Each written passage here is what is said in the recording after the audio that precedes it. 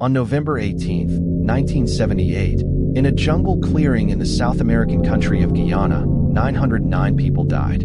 They didn't die in a war. They didn't die in a natural disaster. They didn't die from a disease nobody saw coming. They died because one man told them to. And almost all of them did exactly what he said. Hi guys, welcome back.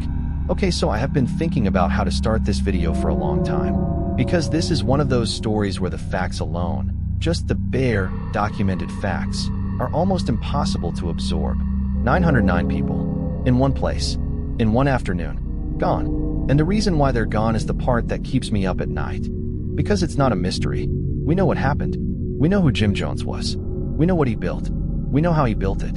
And the more you understand about how it was built, the more you understand about the specific, careful, methodical way one man constructed a world in which 909 people believed that dying together was the right thing to do, the more you realize that the question isn't, how could this happen? The question is, given what we know about human beings, given what we know about the need to belong and the need to be loved and the need to believe in something bigger than yourself, how could this not happen? Over and over again, in different forms, in different places, throughout all of human history? That question is the one I want to sit with today, because I think it's the important one. This is the story of Jonestown. Let's get into it. Okay guys, so Jim Jones was born in 1931 in a small town in Indiana called Crete. And I want to start here, at the very beginning, because understanding who Jim Jones was before he became what he became is essential to understanding how he was able to do what he did. He was born into poverty. His father was a World War I veteran with health problems who was largely absent. His mother worked multiple jobs to keep the family going. They moved frequently. Jim Jones grew up without stability, without consistent community, without the kind of secure foundation that most children need and many take for granted. But he had two things that would define everything that came after. He had an extraordinary, almost preternatural ability to read people, to understand what they needed, to sense the specific shape of someone's longing and offer himself as the answer to it. People who knew Jim Jones in his early life, classmates, neighbors, people from his Indiana hometown, describe a young man who was magnetic in a way that was genuinely difficult to explain, who made people feel seen, who made people feel chosen, and he had a deep, consuming obsession with death. This sounds dramatic, guys, but it's documented. Neighbors recall a young Jim Jones performing elaborate funeral ceremonies for dead animals, staging the rituals with complete seriousness, preaching over the small graves. Other children participated because he somehow made it feel important. He was practicing. For what? Nobody around him understood yet. By his early 20s, Jim Jones had become a pastor. He founded his own church in Indianapolis in 1955, the People's Temple. And from the very beginning, the People's Temple was different from other churches in ways that attracted exactly the people Jim Jones wanted to attract. The People's Temple was racially integrated from the start. In 1955 Indiana, this was genuinely radical, deeply countercultural. At a time when American churches were almost uniformly segregated, Jim Jones built a congregation that was explicitly multiracial and explicitly welcoming to people who had been excluded everywhere else. Black Americans in a deeply racist society, poor white families with nowhere else to go, people with disabilities, people struggling with addiction, people who had been rejected by their families, their communities, their previous churches. He fed people, literally. The People's Temple ran soup kitchens and drug rehabilitation programs and care homes for the elderly. Jones built a genuine social services operation that was doing real, measurable good in communities that had been abandoned by everyone else. And this is something I need you to hold on to, guys, because it's the thing that makes Jonestown so much more complicated than the easy story. The story of a crazy cult leader and his brainwashed followers that a lot of people tell about. The People's Temple, in its early years, was doing genuinely good work. Real work. The kind of work that governments and institutions had failed to do. Jim Jones was providing community and support and belonging and practical help to people who needed all of those things desperately. And the people who joined weren't fools. They weren't passive or credulous or easily deceived. Many of them were educated, thoughtful, politically engaged people who believed, correctly, initially, that Jim Jones was building something worth building. That is the foundation on which everything else was constructed. But Jim Jones was also, from very early on, doing other things. He was watching his congregation, studying them, learning their secrets, their fears, their shames, their specific vulnerabilities.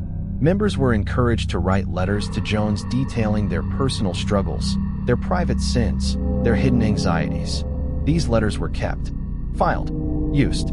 He was staging miracles, healings. People planted in the congregation who would spontaneously recover from illness during services. Cancer patients who had been coached to produce what appeared to be tumors, actually chicken livers. It later emerged as evidence of Jones's healing power. These performances were elaborate, they were convincing, and they served a specific purpose. They built a version of Jones in his congregation's mind that was not fully human. That was something more than human. That was, perhaps, divine. He was controlling information. Members of the People's Temple increasingly got their understanding of the outside world through Jones himself. What was happening in America? What was happening in the world? Who could be trusted and who couldn't? Jones positioned himself as the only reliable source of truth in an unreliable world. The outside world, family members who weren't in the temple, journalists, government officials, was presented as hostile, dangerous, not to be trusted. And he was using sleep deprivation, public confession, social pressure, and what psychologists now call loaded language, a specific vocabulary used only inside the group that created a reality accessible only to members, to gradually, incrementally, shift his congregation's sense of what was normal, what was acceptable, what loyalty required. None of this happened all at once, guys. That's the thing that's important to understand. It happened in steps. Each step was small enough to be explained. Each step followed naturally enough from the last. And by the time any single step might have seemed alarming to an outside observer, the people inside had already been moved so far along the path that the alarm response had been systematically dismantled. This is what psychologists call incremental compliance. The foot in the door. You agree to a small thing, then a slightly bigger thing, then a slightly bigger thing again. And each agreement makes the next one easier because you have already established to yourself, in your own internal narrative, that you are someone who agrees, someone who is loyal, someone who believes. The People's Temple moved to California in the 1960s, first to Ukiah, then to San Francisco, then to Los Angeles. It grew enormously. At its peak, the People's Temple had somewhere between 3,000 and 20,000 members, depending on which account you read. It had political connections at the highest levels of California government. It had money and property and influence. Jim Jones was photographed with politicians. He was praised in newspapers. He was, in the eyes of many people in positions of power, a force for genuine social good. And then things started to go wrong. Or rather, the things that had always been wrong started to become visible. In 1977, a journalist named Marshall Kilduff began investigating the People's Temple for New West magazine. He had received accounts from former members, people who had left the temple, which was extremely difficult to do and which Jones consistently characterized as betrayal, describing abuse inside the organization, public humiliations, physical beatings administered to members who broke rules or questioned Jones, financial exploitation, a level of control over members' lives that went far beyond anything a church could justify, children being beaten in front of the congregation as punishment. The article was going to be published. Jones knew it was coming. And so he moved. In 1977, Jim Jones relocated the core of his congregation, approximately 1,000 people, to a remote settlement in the jungles of Guyana that the People's Temple had been building for several years. He called it Jonestown. Jonestown, guys. I need you to picture this place. Northwest Guyana, dense equatorial jungle. The nearest city, Port Kaituma, 6 miles away on a dirt road. No easy way in. No easy way out. A cleared settlement of wooden buildings, dormitories, a kitchen, a medical clinic, a school, Jim Jones's own house at the center. A loudspeaker system that broadcast Jones's voice, his sermons, his announcements, his hours-long speeches, continuously across the settlement, day and night. There was almost nowhere in Jonestown where you could not hear Jim Jones's voice. The people who moved to Jonestown had been told they were building a paradise, a socialist utopia in the jungle, free from American racism and capitalism and inequality. a place where the People's Temple's vision could be fully realized. Many of them were genuinely excited. Many of them had given everything they had, their savings, their property, their connections to family outside the temple, to be part of this. What they found when they arrived was different from what they had been promised. The work was punishing, clearing jungle, building, farming in equatorial heat. The food was inadequate, rice and gravy, primarily, while Jones and the inner leadership ate better. Medical care was insufficient for the population. People who expressed dissatisfaction were publicly humiliated in what Jones called catharsis sessions, community meetings where individuals were brought before the group and berated, sometimes physically punished, for their failures. People wanted to leave. Some tried. Jones had armed guards positioned around the settlement. Letters sent out of Jonestown were read and censored. Letters coming in were intercepted. Contact with the outside world was monitored and controlled. And then Jones began what he called White Nights. White Nights were rehearsals for mass death guys. That is what they were. Jones would sound an alarm in the middle of the night. The entire settlement would be assembled.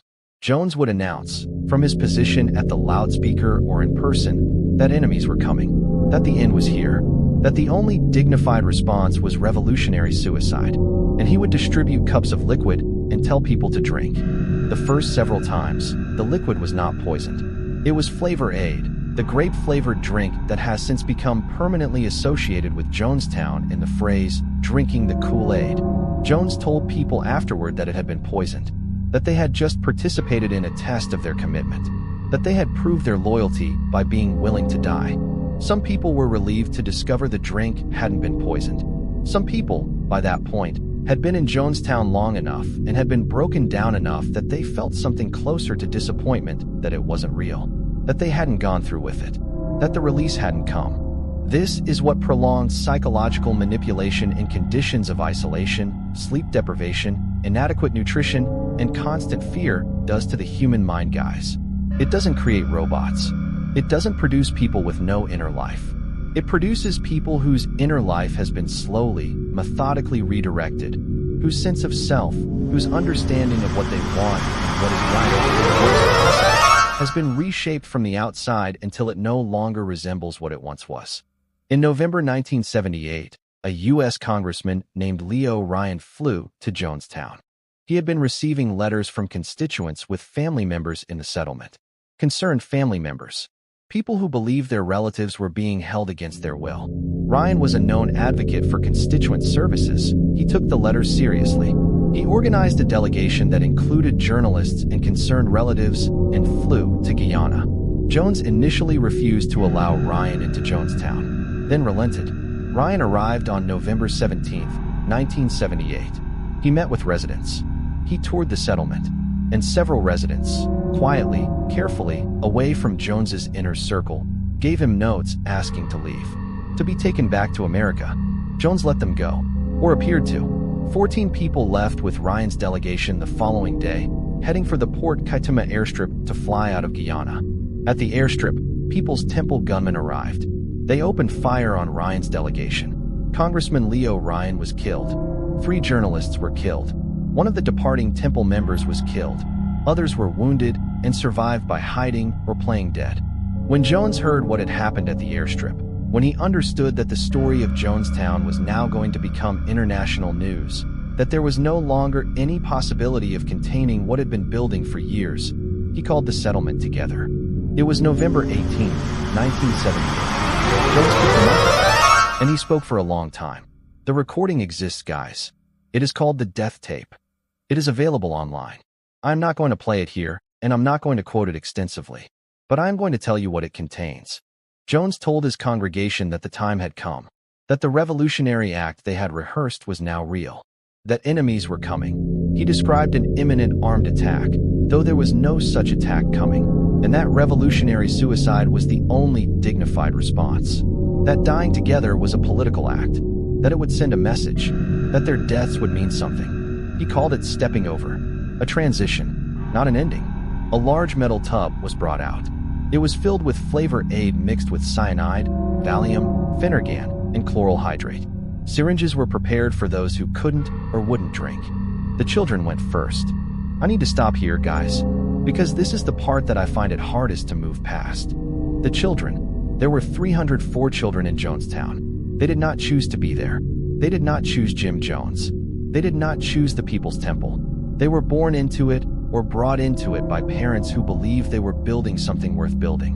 And on November 18, 1978, nurses carried syringes through the crowd and injected cyanide solution into the mouths of infants and into the arms of children who were too young to understand what was happening to them. The adults who gave those injections, the nurses, the medical staff, these were not monsters in any simple sense.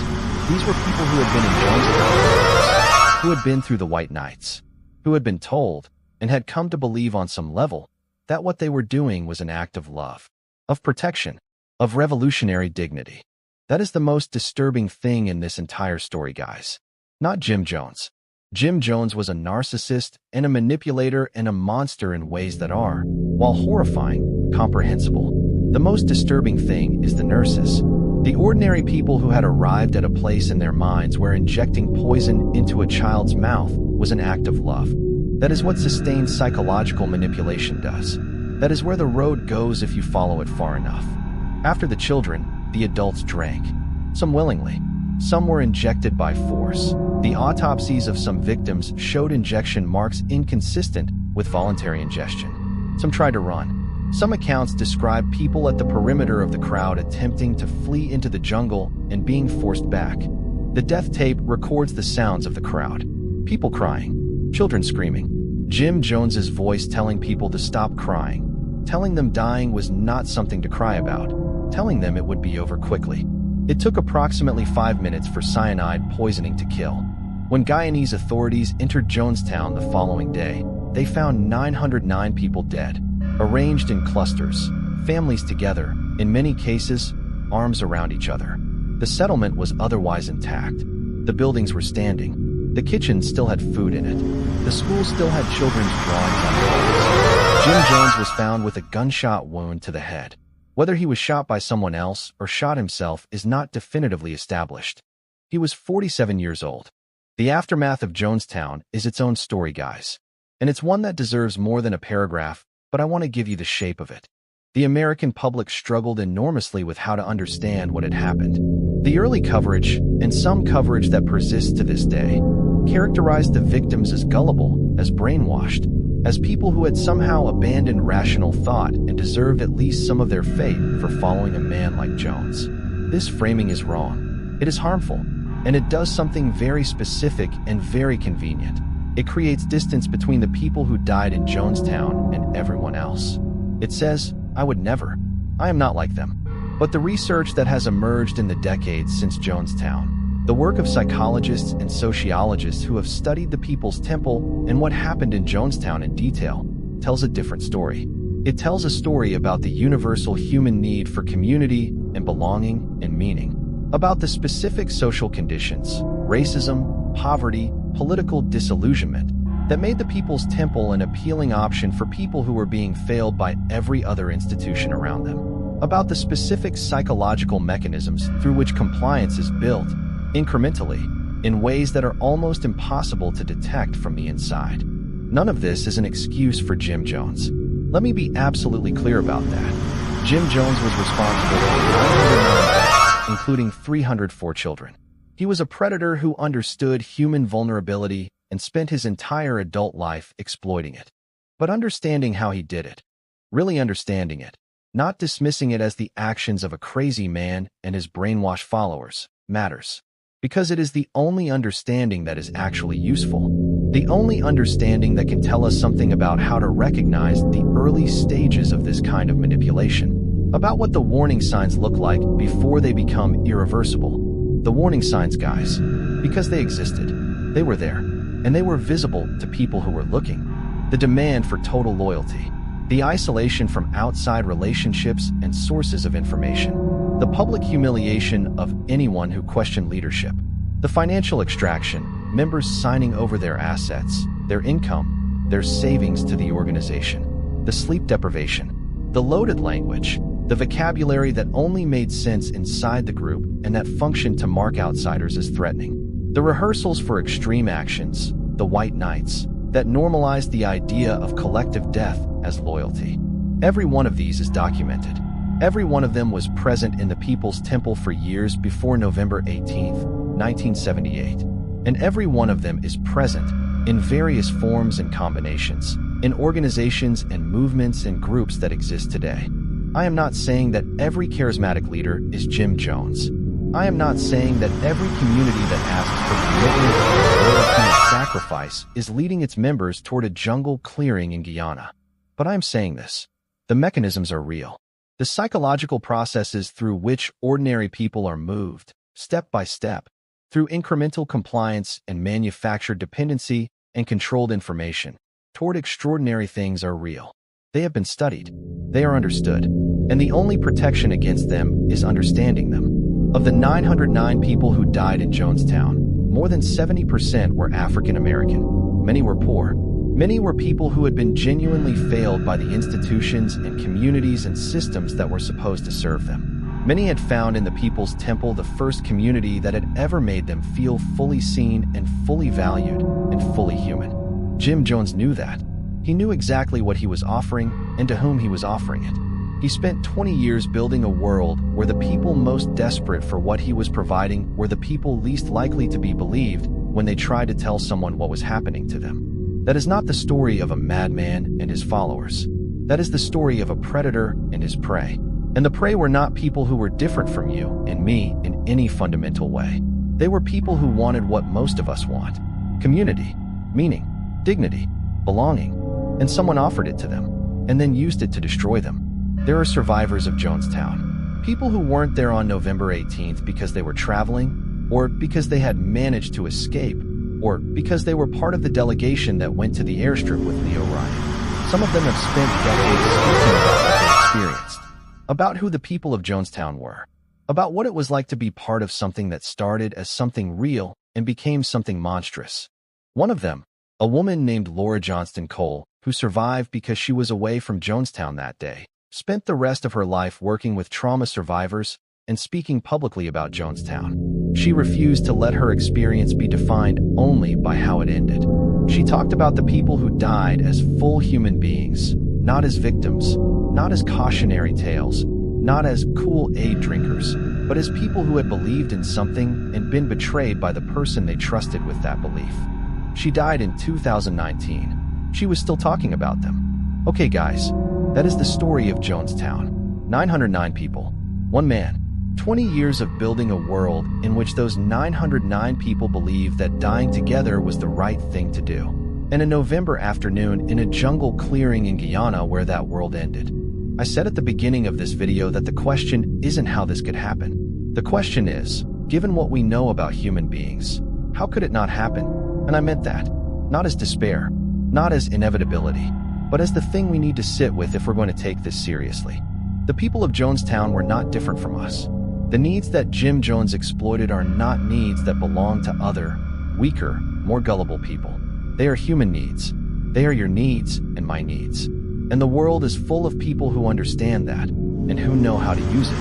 Knowing how it works is not, but it is the closest thing to a protection we have.